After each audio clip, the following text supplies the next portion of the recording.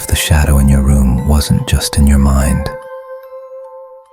The shadow behind the door. It was nearly midnight when Sarah returned to her small apartment after another exhausting shift at the hospital.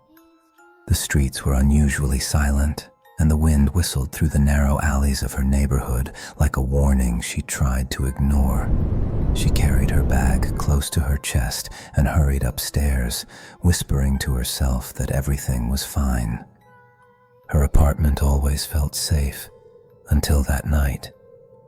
When she unlocked the door, a strange sound greeted her. It wasn't loud, just a faint scrape, as though someone had dragged their nails across wood. Sarah froze. The lights were off, the apartment was quiet, but her heartbeat pounded like a drum. "Probably the neighbors," she muttered. But when she stepped inside and closed the door, the scraping sound stopped. The apartment smelled different too. A faint odor of damp earth lingered in the air, mixed with something metallic, like rust or blood. Sarah turned on the light. Everything looked normal. The couch, the small coffee table, the photo of her parents on the wall. Still, her stomach tightened. She dropped her bag and checked the bathroom, the bedroom, the kitchen. Nothing. She laughed nervously at herself. "You're just tired. That's all." But when she came back to the living room, she noticed something chilling.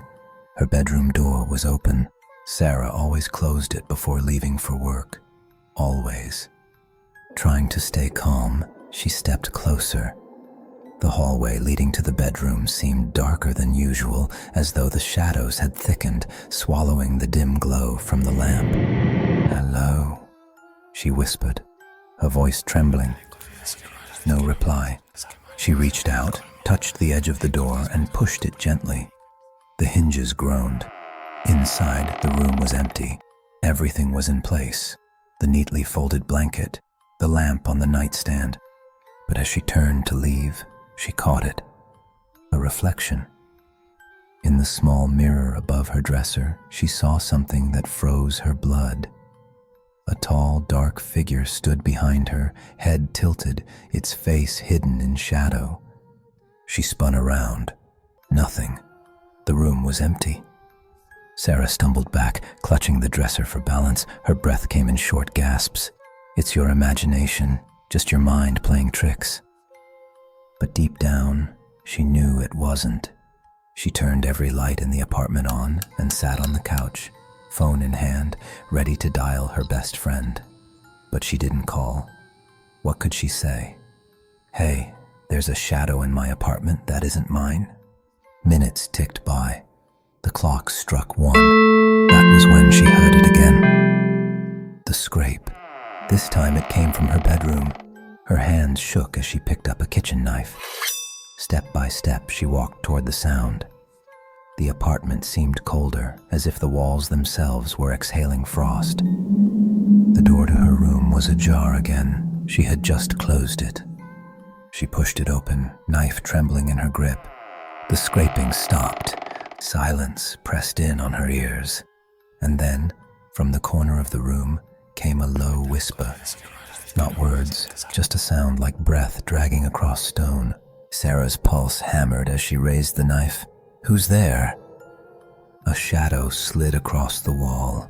It wasn't hers. She dropped the knife. The shadow stretched, elongated, until it reached the ceiling.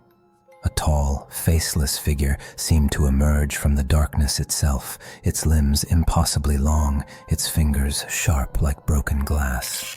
Sarah couldn't scream. Her voice was trapped in her throat. The figure tilted its head, just as she had seen in the mirror. Then it moved, not walking, but gliding toward her.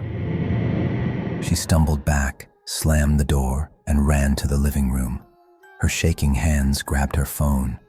She dialed 911, but the call didn't go through. The screen froze, dead.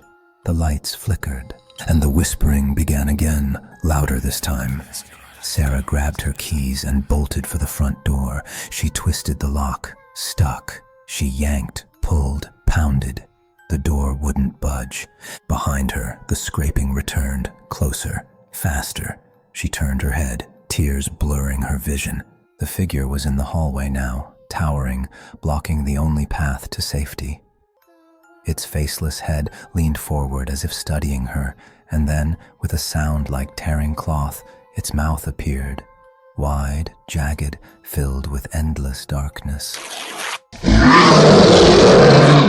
Sarah screamed. The lights went out. When her neighbors found the apartment the next morning, the door was unlocked. Everything seemed untouched, except for the walls of the bedroom. They were covered in deep scratches, as if something had clawed its way out. But Sarah was never seen again. All that remained was the faint smell of damp earth and rust. And sometimes, when the neighbors pass by her door late at night, they swear they hear it. The scraping,